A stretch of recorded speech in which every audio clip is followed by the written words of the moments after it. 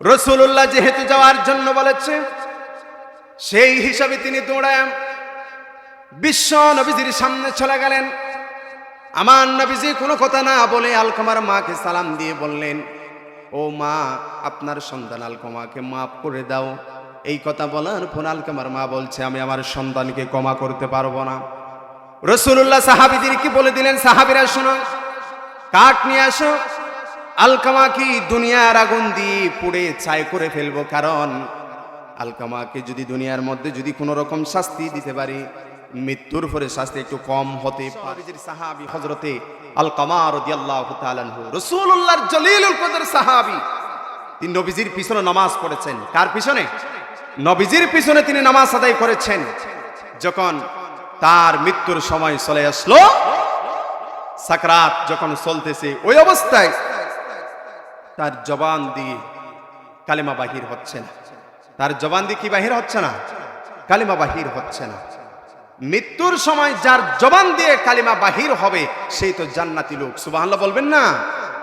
হযরত আলকামা রাদিয়াল্লাহু তাআলা আনহু নবীজির পিছনে নামাজ আদায় করছেন, কিন্তু মৃত্যুর সময় তার জবান দিয়ে কালিমা বাহির হচ্ছে না। তার স্ত্রী সাহাবীদেরকে সংবাদ দিলেন। সাহাবীরা দৌড়ায়া বিশ্ব নবীজির সাহাবী হযরতে আলকামা রাদিয়াল্লাহু তাআলা আনহুর কাছে গেলেন, তাকে বারবার কালিমার তালকিন দিচ্ছেন। এখানে একটি ঘটনা, এখানে একটি মাসাইল আমি আপনাদেরকে বলে দিই। মৃত্যুর সময় কোনো মানুষকে কালিমা পড়তে বলবেন না, বরং আপনি কালিমা পড়বেন।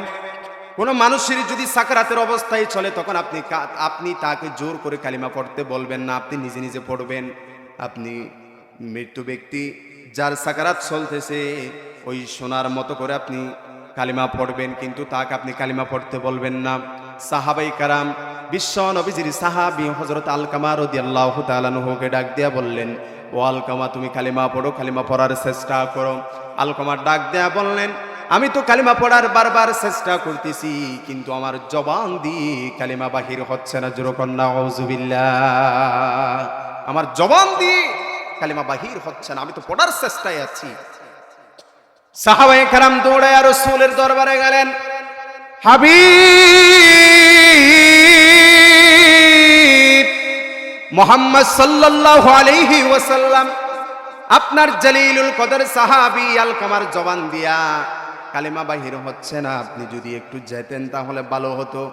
রাসূল আমার দৌড়ায়া তার সাহাবীর কিনারায় চলে গেলেন। তাকে বারবার কালিমা পড়তে তিনি তালকিন দিলেন, কিন্তু তার মুখ দিয়ে কালিমা বাহির হয় না।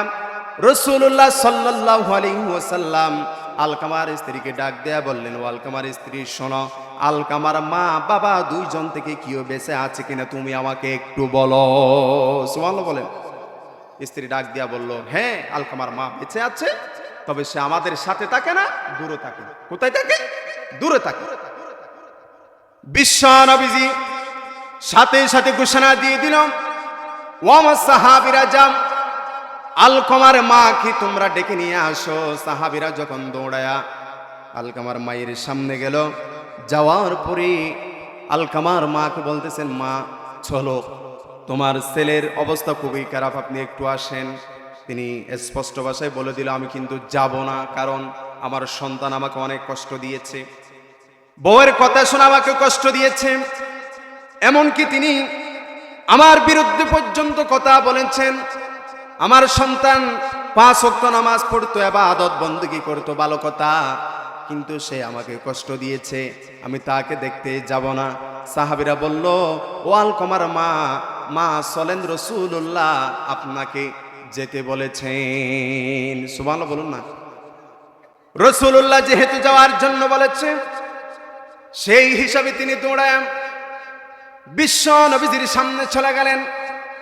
আমার নবীজি কোনো কথা না বলে আলকামার মাকে সালাম দিয়ে বললেন, ও মা, আপনার সন্তান আলকামাকে মাফ করে দাও।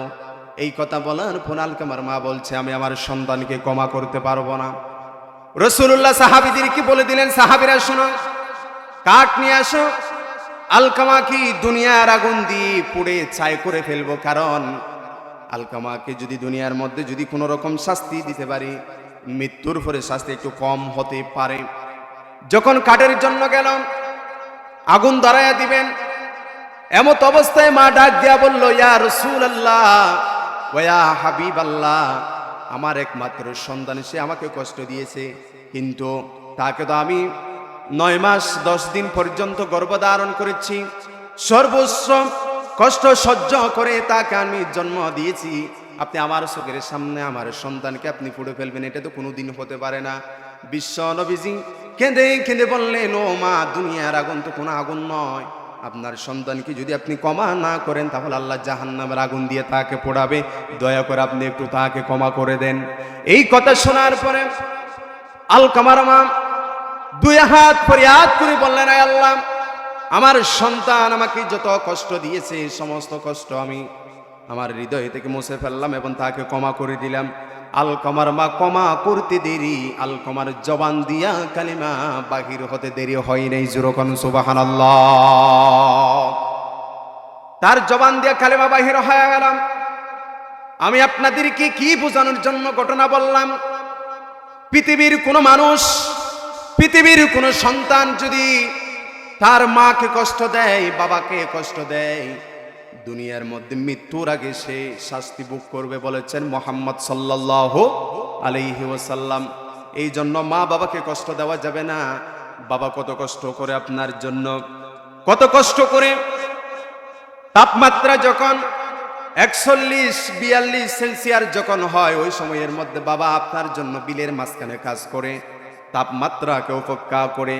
আপনি যদি ওই রোদে কাজ করতে যেতেন, ফালাইয়া ঘরের মধ্যে চলে আসতেন, কিন্তু আপনার বাবা আসে নাই। তিনি বলল, আমি যদি বাসার মধ্যে এই মুহূর্তে চলে যাই তাহলে আমার সন্তানগুলো কি খাবে? তারা খাবার গ্রহণ করার জন্য তাদের যেই পুঁজি, সেই পুঁজি তারা পাবে কোথায়?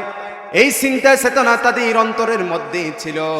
কিন্তু বাবা কোনোদিন কাজ ফালিয়ে আসে নাই, কিন্তু আপনি সন্তান হলে ফালিয়ে আসতেন।